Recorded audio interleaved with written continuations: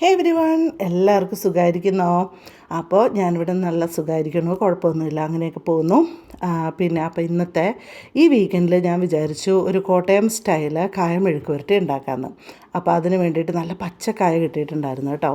അപ്പോൾ ചുവന്ന മുളകും ചെറിയുള്ളിയും നന്നായിട്ട് ഇടിച്ചിട്ട് ഇടിച്ചതാണ് ഞാൻ മെഴുക്ക് പുരട്ടിക്ക് ഉപയോഗിച്ചത് കേട്ടോ.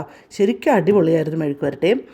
പിന്നെ മെഴുക്ക് പുരട്ടിയുടെ കൂടെ ഞാൻ ശരിക്കും ഒരു നൊസ്റ്റാൾജിക് ആയിട്ടുള്ള കറിയായി തവണ ഉണ്ടാക്കിയത്. നാട്ടിലാകുമ്പോഴത്തേക്ക് അമ്മ സ്ഥിരം ഉണ്ടാക്കുന്നൊരു കറിയാണ്, അമ്മയുടെ ഫേവറേറ്റ് ആയിരുന്നു, ഞങ്ങൾക്കും ഭയങ്കര ഇഷ്ടമായിരുന്നു കേട്ടോ.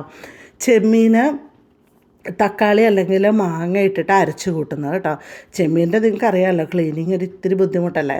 ഇവിടെ പിന്നെ ഒരു ഹാഫ് ക്ലീൻഡ് ആയിട്ടുള്ള ചെമ്മീൻ കിട്ടും, അപ്പോൾ അതുകൊണ്ട് കുഴപ്പമില്ല. അപ്പോൾ തക്കാളിയും പച്ചമുളകും പിന്നെ അതിൻ്റെ കൂടെ കുറച്ച് കറിവേപ്പില, മഞ്ഞൾപ്പൊടി, മുളക് പൊടി, ഇത്രയും സാധനങ്ങൾ ഇട്ടിട്ട് അത് നന്നായിട്ട് വേവിച്ചിട്ട് അതിനകത്തേക്കാണ് നല്ലവണ്ണം ക്ലീൻ ചെയ്ത ചെമ്മീൻ ഇടുന്നത്. ചെമ്മീനും ഈ തക്കാളിയുടെ ആ ഒരു മിക്സ്ചറും നന്നായിട്ട് വെന്ത് വരുമ്പോഴത്തേക്കും അതിനകത്തേക്ക് നമ്മൾ തേങ്ങ അരച്ചതൊഴിച്ചിട്ട് പിന്നീട് നമ്മൾ കടുകൊക്കെ വറുത്ത് പൊട്ടിച്ച് അതിനകത്ത് ഒഴിക്കും. ശരിക്കും ഒരു നൊസ്റ്റാൾജിക് ആയിട്ടുള്ള ഒരു കറിയാണ് കേട്ടോ. പണ്ടൊക്കെ കോളേജിൽ നിന്നൊക്കെ വന്നു കഴിഞ്ഞാൽ എനിക്കിത് കഴിക്കാനായിട്ട് ഭയങ്കര കൊതിയാണ്. അപ്പം ഇതിനകത്തേക്ക് നന്നായിട്ട് വറുത്തതും കൂടി ഇട്ട് കഴിഞ്ഞാൽ ആ മണം എന്ന് പറഞ്ഞാൽ സഹിക്കാൻ പറ്റില്ല കേട്ടോ.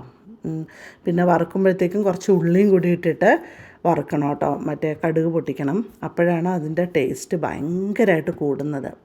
അപ്പോൾ ഈ വീക്കെൻഡിൽ ശരിക്കും സ്പെഷ്യലായിട്ട് ഞാൻ അതാണ് ഉണ്ടാക്കിയത്.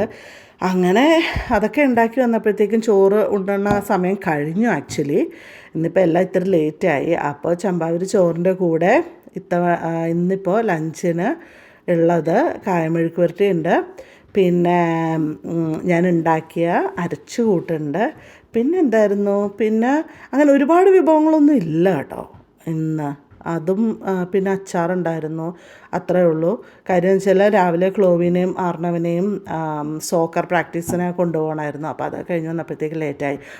ഏട്ടൻ്റെ സ്പെഷ്യൽ എഗ്ഗ് ബുർജിയുടെ കാര്യം പറയാൻ മറന്നു, അതും ഉണ്ടായിരുന്നു കേട്ടോ. അപ്പം അങ്ങനെ ഇന്നത്തെ ദിവസം ലഞ്ച് അങ്ങനെ അങ്ങ് പോയി. അപ്പോൾ എല്ലാവരും സുഖമായിരിക്കുന്നു എന്ന് വിചാരിക്കണു. അപ്പോൾ എല്ലാവരും ഹാപ്പി ആയിരിക്കുക. അപ്പോൾ നമുക്ക് അടുത്ത വീഡിയോയിൽ കാണാം കേട്ടോ. Bye bye, see you later.